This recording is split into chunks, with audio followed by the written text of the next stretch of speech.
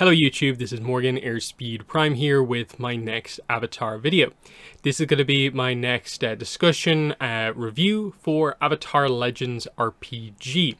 This specifically is the free RPG Day, currently exclusive adventure, Rebels and Refugees, but it will be available to everyone to download for free in the future. This is going to be very similar to last year when they did this for free RPG Day with Movers and Shakers. That one is currently available. You can just download it. It's just that there's a bit of a kind of exclusivity period where it's only available if you attended the event, which was on Saturday. I wasn't able to go. Thankfully, someone sent me pictures of the key kind of parts of the book, so I can talk about it here so that, you know, everyone gets a chance to at least get a sense for what this one was actually about without having to wait multiple months until it actually releases officially. Should be around November. I think that's when Movers and Shakers became available to everyone. It should just be available on DriveThruRPG as well as the Magpie Games official site. And I'm pretty sure they will offer to send the book out for free. I think the way they did it was that there was initially some sort of like an offer where you could get it if you just paid for shipping. And I think after a certain period of time, you have to pay for it. Like is sort of the idea. Just quickly, another thing to cover is how this book specifically goes about doing the quick start, because you'll note there it said that it was a quick start, but it's a quick start and adventure. But actually the book itself is mostly just the adventure. It doesn't really have the rules. Instead, what they do is they have this QR code, but they also link the web page here to they link a free quick start book, which is a new thing, which you might not be aware of. There's a new quick start guide for the game. I'm guessing they have released this so that it just makes it easier to do these things in the future, where there is a general quick start so they don't have to keep reprinting the rules in like everything. And they're just going to do it like this with a link to it. But interestingly, the quick start itself has a new adventure in it called Storm over Linsho. It's an Aang era adventure, and I will cover that one probably later on in the week. It takes a little bit to go through these and wrap my head around it, so I feel confident enough to do a video on it. So it'll take a few more days after this to do that. We're going to focus on Rebel and Refugees for today because it's the one we were kind of anticipating and waiting for, and Storm over Linsho we'll cover later on. So that's just how they did that.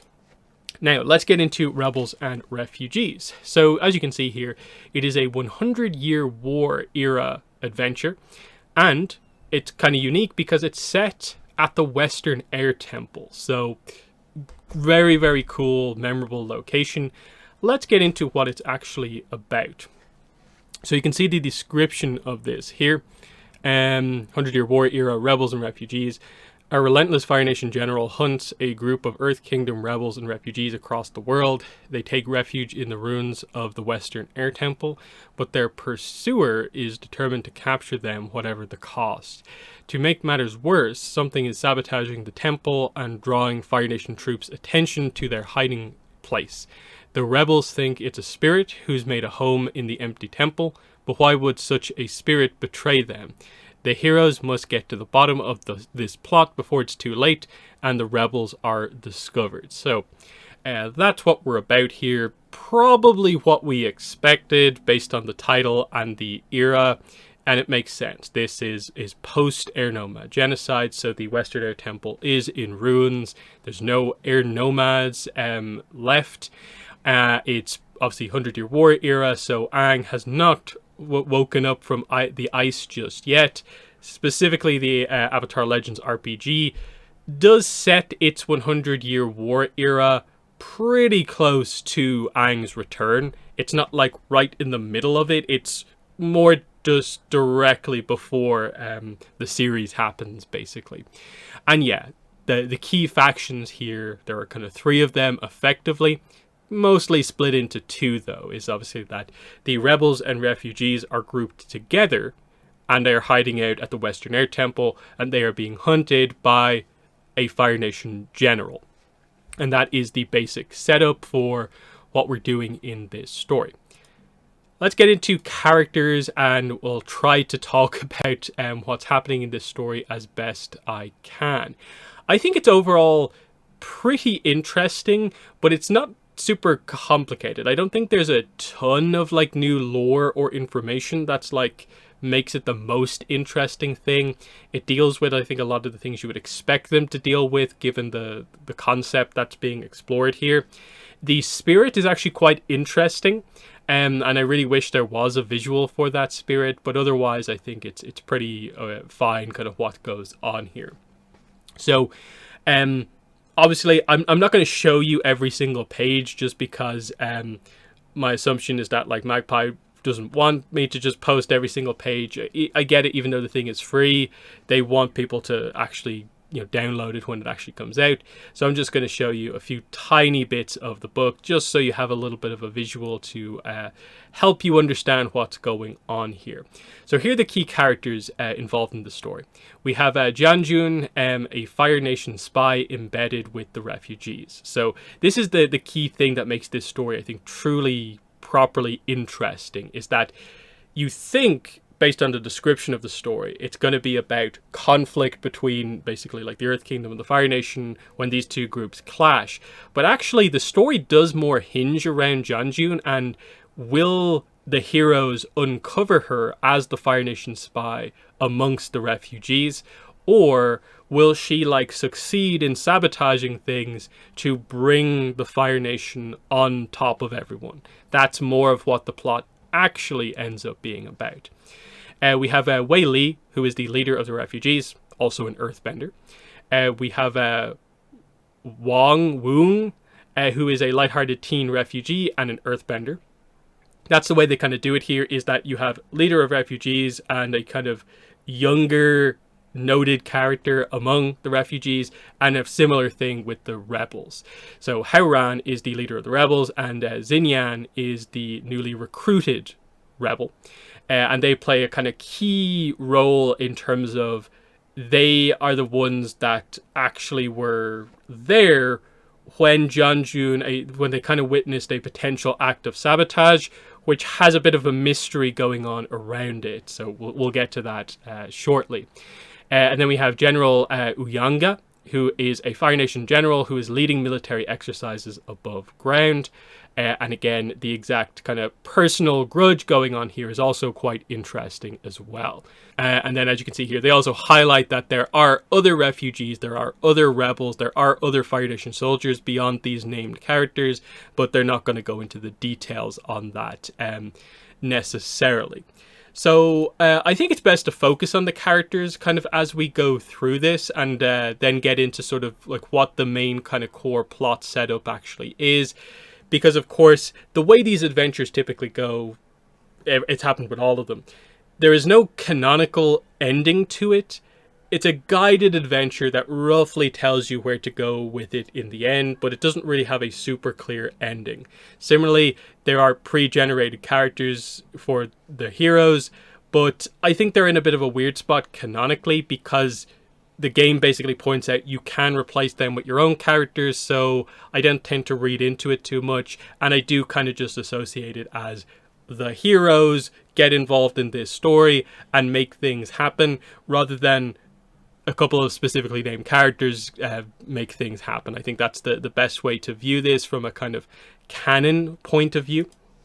But the core kind of plots happening, just to kind of get across that idea, is that effectively the hero characters, as you play the game, are figuring out what's going on, because there's a few things that have basically just happened. There was this incident where one of the pathways out of the Western Air Temple, this elevator, has suddenly collapsed because of an incident involving Jianjun, Wung, and Xinyan, and also the spirit.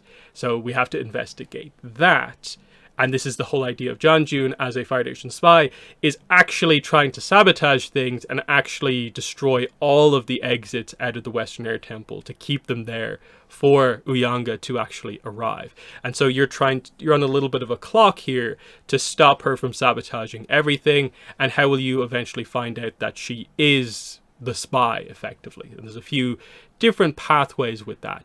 The other thing that creates a bit of conflict within the group, because they highlight that Uyanga, there's very much the potential you go through this story without Uyanga really getting involved in things. Like, you can not have her really find everyone, because the other conflict is the leader of the refugees and the leader of the rebels disagreeing on what they should do next. The leader of the refugees wants to flee, immediately leave the Western Air Temple and move to a different location to kind of stay ahead of the Fire Nation, whereas Howran wants to kind of stay kind of in bed in place and almost, in a way, almost prepare for a fight here and just hope that, you know, they don't get found, but be ready if they want to fight. And even though they mostly get on quite well because they've been working together for a while, the tension of how long this kind of pursuit has gone on is bringing the two leader characters into kind of conflict with each other. Because that's the thing they do highlight here, is that this is not just a random occurrence that has happened where, like, the Fire Nation happens to have come across this group of refugees. They highlight that this has been like an ongoing kind of almost chase across the Earth Kingdom for a while now. And it's reached this kind of boiling point because of an event that happens prior to the start of this story, basically some backstory here, where they highlight that effectively two collapses is the reason for, like, the start of this story. The first one I already mentioned, which is the big incident where, like, one of the entrances to the Western Air Temple gets kind of closed off. Jeonjun did it, but it gets blamed on the spirit.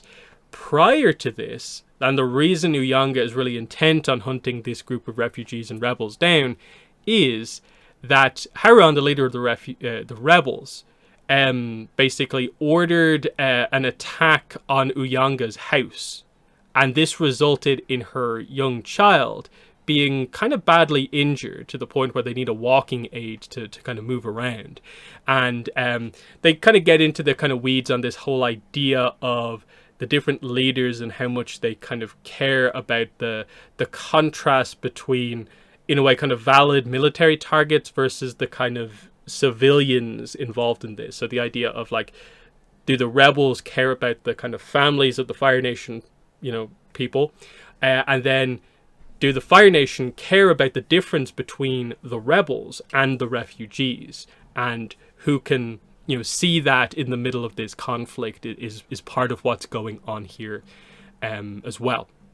So that's most of the setup. The other big point, I suppose, in backstory that you need to know, Jeonjun is basically one of Uyanga's kind of family guards. So when the house collapsed, Jeonjun was, like, kind of trapped in the rubble initially as well. So she was the one who kind of, in a way, almost prevented Uyanga's kind of child from being kind of killed.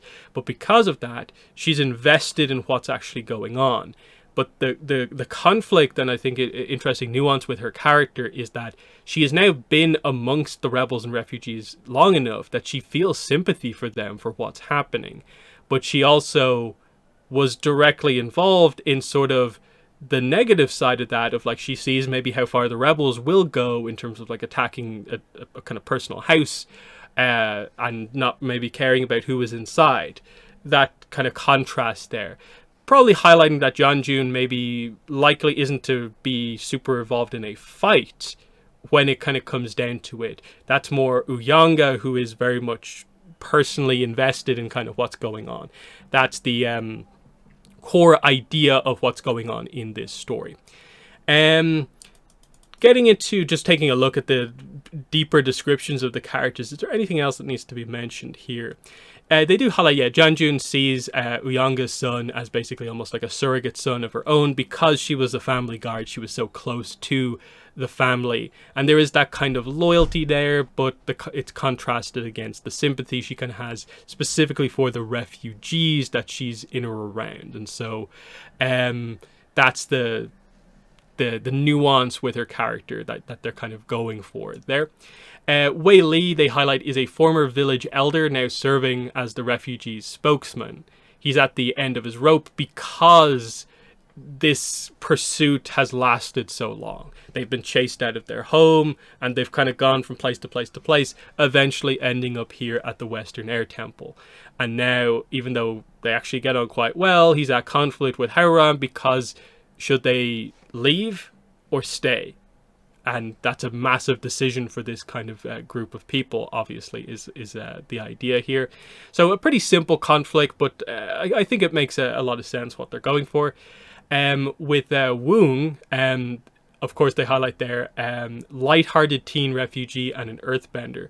So, yeah, the idea here is that this is a character who always likes to try and make people laugh and smile, even when things are not going so well.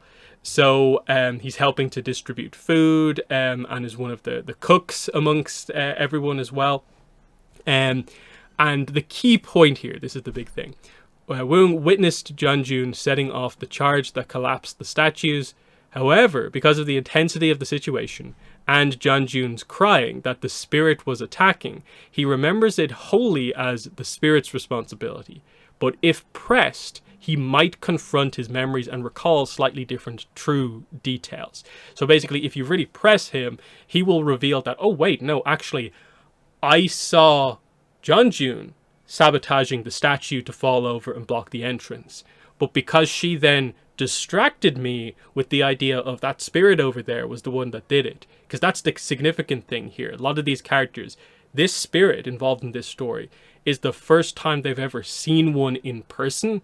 And that obviously heightens the situation. And I think that actually makes for a pretty interesting kind of conflict here.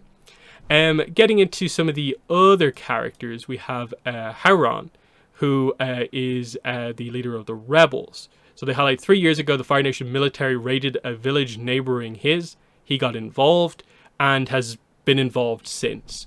Doesn't have traditional kind of military training, is in fact a former math teacher, but good at strategy, makes personal risks, and he has a massive regret over the collapse of General Uyanga's home because he didn't intend for her child to get injured, and it's making him sort of like doubt himself because he didn't want to kind of do that.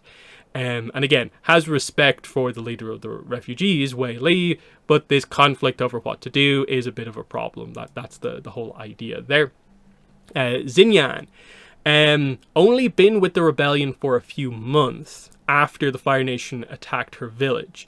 Excited to be part of the group, eager to take action against the Fire Nation, which means she has a lot of respect for Howran, but also might not listen to him if he goes against her wanting to go against the Fire Nation, that sort of idea.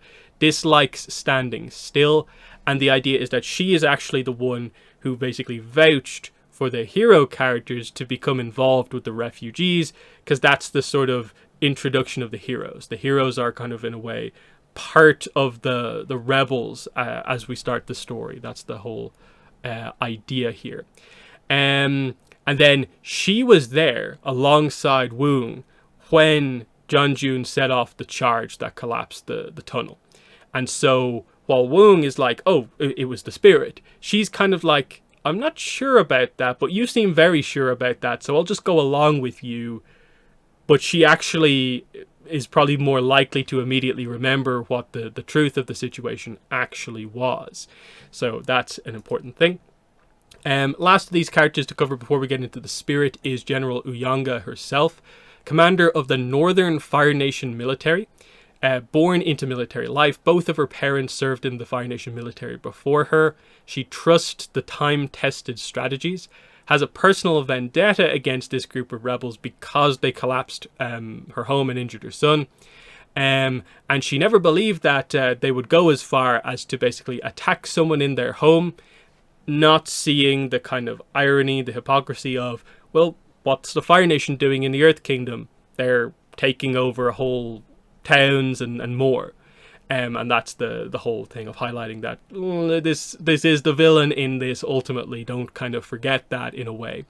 And yeah, she is, because of that, that's why she has pursued Howran so heavily, because she's personally invested in this. She has the spy in Janjun among everyone, of course, but whereas Janjun is thinking about the differences between rebels and refugees, she isn't, and she will basically just round everyone up together once she gets there. This is why they highlight that it is possible to play through this story without getting the general involved, because she's not at the Western Air Temple yet. Everyone else really is. So depending on how you go about, how the heroes go about investigating the collapse, Janjun's continued attempt to sabotage the other entrances and stuff like that, you might discover her quite early on, decide to make a run for it, and evade her kind of completely. Obviously, if things go bad for everyone at the Western Air Temple, this is probably where the general does come into play, and you can have more of a combat-based story kind of play out. That's the whole idea there in the end. So yeah, the spirit. We need to talk about the spirit. So that is in a different section. It's an interesting one because they do have a box to specifically say that the spirit is specifically not included in the characters section because the spirit goes beyond the scope of the NPC system. That you can interact with the spirit, but basically you can't ever have a conflict with the spirit. So that's why there's no stats involved here. I'm guessing they're waiting to do that sort of stuff until they get to the Spirit World settings toolkit, which I think is probably going to be the next book that Magpie actually puts out. They said they're still working on it, so that's why it was a little bit of a surprise when we're getting the next adventure guide next. But afterwards, it should be the Spirit World book that delves into how to properly utilize spirits, because they can't just dismiss this completely as no one ever gets into conflict with spirits. We know it is a thing, especially in like Korra era. Spirits should be quite heavily involved. They need to address how to use the Spirit World. So what we get here is this spirit is named Tien, Tien. It resembles a greenish yellow chimera of a koala and a goat. It's 3 foot tall, and it wanders the halls of the Western Air Temple. And they highlight the idea that this spirit has been here for years. It remembers and played with the air nuns when they were there. And because of this, it has developed this kind of behavior where it has a kind of connection to like benders. Because it's so used to all of the air nuns being benders, there's an assumption almost that everyone is a bender. But also, the spirit kind of knows what characters are benders and aren't benders. Because one of the hidden things with Janjun is that she is actually a firebender. And if that detail ever came to light, everyone would realize she is a spy. Because it's Earth Kingdom refugees and rebels. So of course, why would a Fire Nation person, specifically a firebender, be part of their group? She has to keep that a secret. But the spirit knows, because the spirit is familiar by interacting with benders, of course. The reason the spirit comes across as a valid kind of potential threat, maybe sabotaging the temple, is because a lot of people have experienced the spirit coming up to them and throwing stuff at them. Now, specifically, they explain that the reality of this is that the spirit played airball with the nuns at the air temple in its history. They're not around anymore, so everyone just interprets it as the spirit just throws like fruit and other stuff at them, and it's being a little bit aggressive. So this is why Wong thinks that this was the case, because it was a spirit being a little bit different than usual, and Janjun was able to use this to her advantage ultimately. So that's the idea here, and they highlight that basically the idea is that with the spirit, the heroes can theoretically interact with the spirit and get it to effectively highlight in some way that Janjun is behind some of this stuff. They highlight that Tien understands human languages, but although it doesn't speak any of these languages, it can communicate through pantomime. So it's not a full-on, super high-level spirit where it can like speak in a way. So that's an interesting one. And then they also highlight the spirit might be the character who tells you about the air vents as one of the ways in or out of the air temple, especially if the other ones have already been sabotaged as part of your story. That's kind of what's happening here.